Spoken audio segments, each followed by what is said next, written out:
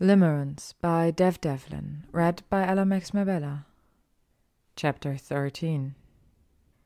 Freedom, Tom discovers, has a smell, and it smells just like her.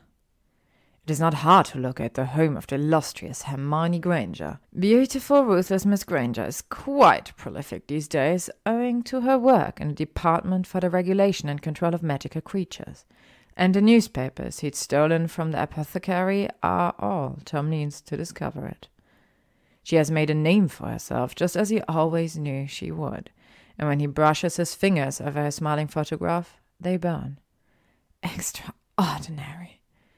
Never having moved far from the ministry, he learns that she lives in a modest home outside of London, and she does not live there alone. It has been 3 years since Miss Granger has been Miss Granger. She's married now, and she is married to an animal, a large Bulgarian Quidditch player, a brute. The thought of it has bile rising in his throat, but it matters not, Tom thinks. They have no children, and a husband is not a problem that he cannot solve. When he arrives on the street front, the house is dark. All of the lights seem to be out, but when he ventures around into the backyard, he sees that there is a faint light on upstairs. She's here. He knows it. He tries the back door of the house, and he finds it is warded. They are strong wards, solid and thick, but it is he who had taught her to construct such wards, and it is with ease that they disintegrate under the wand he'd stolen with the newspaper. He enters, and the house is warm, decorated modestly. The furnishings are beige, boring, and they are accented with shades of red. His eyes, well accustomed now after years in the dark, have no trouble spotting the pictures on the wall. Family, friends, the occasional newspaper clipping. It tells that she is proud of her accomplishment, and in turn Tom feels the slightest burst of his own pride. Brilliant Miss Granger, brilliant still, after all these years. The light spilling down from the upstairs is dim, and at the soft sound of footsteps echoing from the upper story, Tom's heart hurries. She's here. She is here.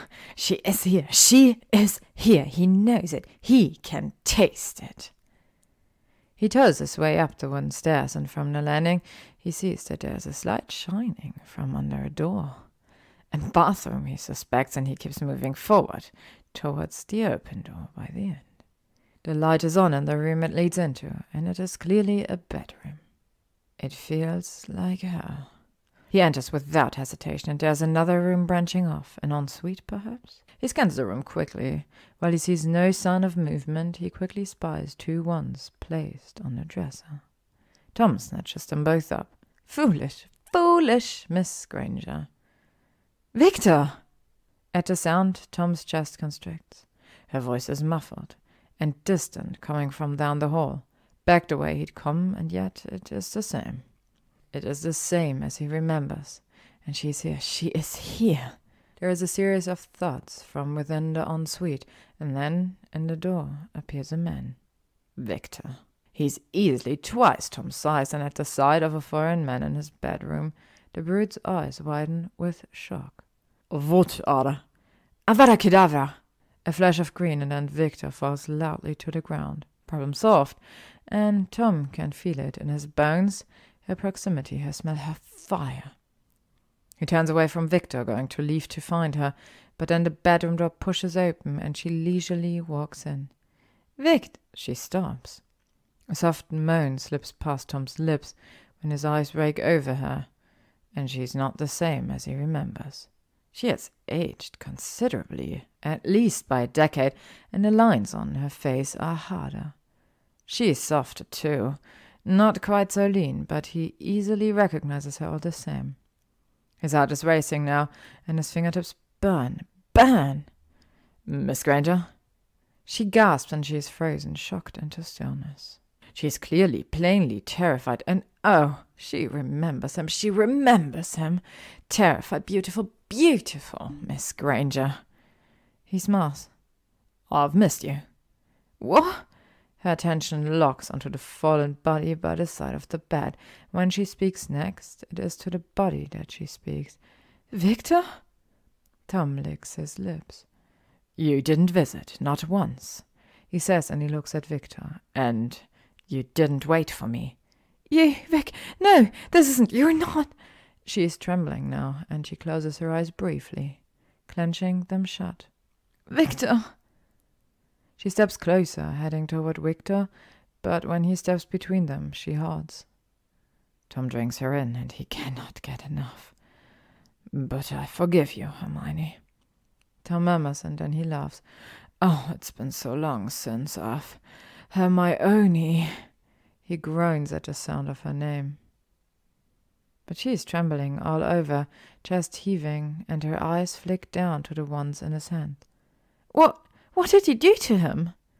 He's out of your way, says Tom, and when she takes a step back from him, he follows. Don't be scared. I did it for you, Miss Granger.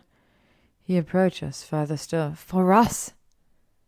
She glances back down at Victor and closes her eyes, and then she runs.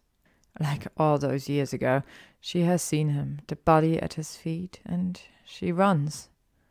And just like he'd done all those years ago, Tom chases her. She is aged and grown, yet she is still quick as a rabbit. But he's not just a fox anymore. No. He is a stuffed, desperate one now, and he catches her downstairs when her hands are fumbling at the front door. She fights him, yelling and thrashing and kicking back at him, but he has been hardened. Years locked in a cell have stripped him of his ability to feel minor pains, and he pulls her against him and turns her around without any trouble. He slams her back against the door, his hands big enough to grasp both of hers together over her head, and she screams. He presses his body into hers, stopping her thrashing, and closes in.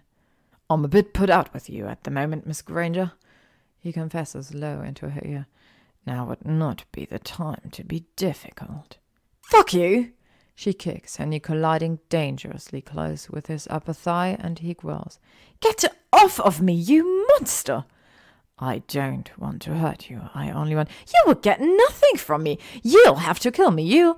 He didn't want to do this. He didn't want to. But she's stubborn, as she's always been. And he thought it might come to it. The wand and the newspaper were not the only thing he'd stolen from the apothecary, and between his struggles with Miss Granger, he manages to reach into his pocket and pull out the small vial. The vial in one hand, and her hair in the other, he wrenches her head back by her hair and forces the bottle to her lips. Drink up now, my love. He pulls harder, forcing her head as far back as her neck will allow, and it does not stop her from thrashing against him. You'll feel so much better.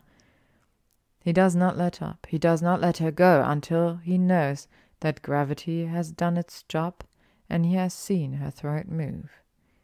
When he lets her go, she splutters and coughs and spits and retches, and when she is done, she sobs and grips at her head. No, she sobs. No, I will never.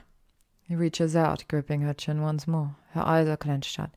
Look at me, Miss Granger. Look at me. Her eyes crack open, and soon as they do, he feels her muscles begin to relax. She opens her eyes all the way, and when her eyes meet his, her brow furrows. She blinks, and she looks as if she's woken from a long nap and has forgotten where she'd fallen asleep. But then her features soften, and she breaks out in a smile. She smiles at him.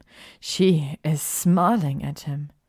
Tom, she breathes, and her voice is airy, euphoric, and at the sound of his name leaving her lips, he cannot help it. His hold on her becomes gentle, and he brushes her hair back from her face with his other hand, and she is warm, soft, and delicate, and she is all he remembered, and she is his now. His. She closes her eyes and sighs warmly into his touch, and she brings her hands to circle around his bony wrists. She whispers, and when she meets his eye, she licks her lips. I didn't realize it before. I thought I hated you, but now I think I'm in love with you. In her eyes, the fire that was once there has burned out, and only ember remains. But he doesn't mind, he thinks. He doesn't mind because she is here in his arms. She is his, and she said it at last, at long last. She loves him. She loves him. It might be the potion, he knows. It might not be true. Not yet, at least. But over time, she will learn. She will learn to be happy. She has always been brilliant, extraordinary, and like everything else he has taught her, he will teach her to love him properly. But for now, only temporarily, this will have to do. And it is enough. The end.